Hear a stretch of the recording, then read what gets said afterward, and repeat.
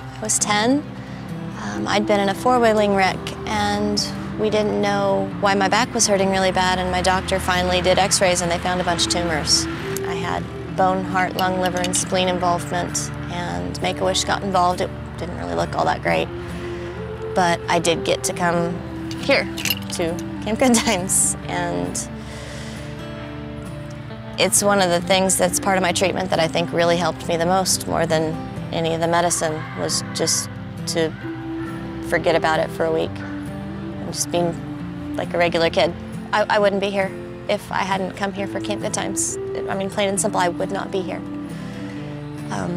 There was a counselor here, and when we were having our swim tests, I was scared, and he told me, "You got this." And he didn't know who I was or what I was going through or what stage I was. I was just another kid that he didn't know that, and he told me, "You got this." And I did my swim test and I passed advanced and I got to do the shark swim, and it was a great week at camp. It really was. Well, I got really sick after that again, and I was kind of tired. I was sick of it all. I didn't really want to do it anymore. And I heard him say, "You got this." This guy, I didn't know who he was. He was a stranger to me. He didn't know anything about me, and here he was in my head telling me I got this. And I did. I beat the snot out of it. He was right. I did have it. Oh, the first email was just, "Is this Quasi?" And I thought someone was messing with me because I haven't been called Quasi in so many years.